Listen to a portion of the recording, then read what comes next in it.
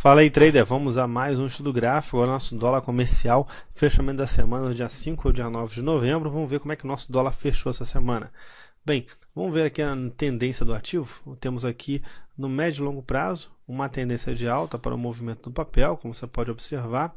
Mais inclinado aqui, tínhamos uma tendência de alta que foi perdida. Vou traçar aqui direto só para a gente dar acompanhado, olha. Se a gente fizer um ajuste aqui, a gente tinha uma tendência de alta que foi perdida, como você pode observar, e o ativo está fazendo um movimento aqui de retração. Mas, contudo, se a gente traçar aqui uma linha de tendência, olha, eu vou traçar só para você conseguir visualizar junto comigo. Traçando aqui esse ponto máximo, se eu traçasse aqui, já teria feito um rompimento. Se eu traçar para cá, para essas duas aqui, eu já teria feito um rompimento e aqui já teria quase rompendo. Então, o que acontece?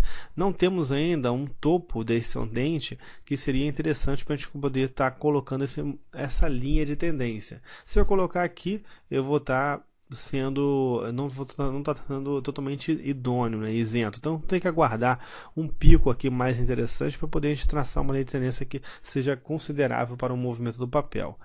O que a gente pode observar que, olha só, a gente tem um movimento aqui de lateralização, concordam comigo? Tem uma congestão aqui nesse movimento. Então, se a gente tem aqui uma congestão nesse movimento, a gente pode fazer o seguinte aqui, pessoal, olha, fazer um movimento de lateralização.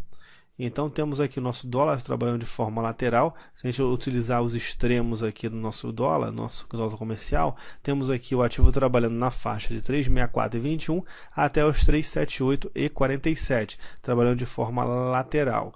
Colocando aqui alguns indicadores para ajudar a gente no movimento de nosso dólar comercial, vou colocar aqui a banda de Bollinger e o MACD, são indicadores de tendência, vamos ver como é que são osciladores em indicadores de tendência.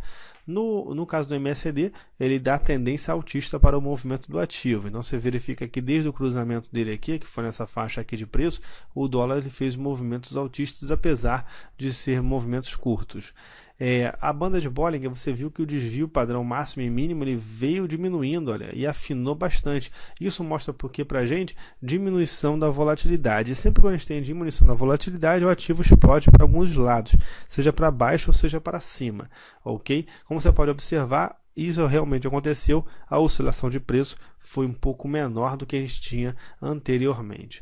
No gráfico semanal, a gente já tem aqui um outro tipo de modelo.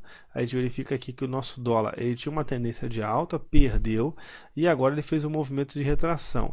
Atingiu o patamar aqui de um suporte, nessa faixa aqui de preço, e recuperou. Mas não temos uma lateralização igual a gente tem no gráfico diário, muito mais clara.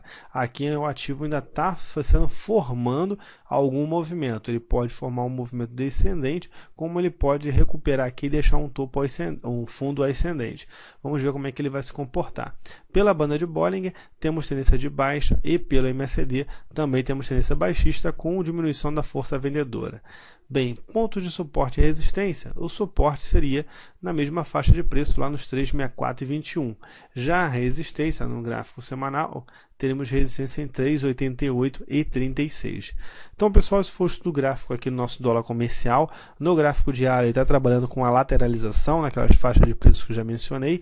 E no caso do nosso gráfico semanal, está numa tendência de baixa, mas ainda não indicou uma linha de tendência clara para a gente poder definir quais são os parâmetros. Então esse foi o estudo gráfico do dólar como mencionei. Grande abraço, ótimas operações e até a próxima segunda-feira para a gente dar continuidade ao nosso estudo gráfico do nosso dólar comercial. Até mais, tchau, tchau.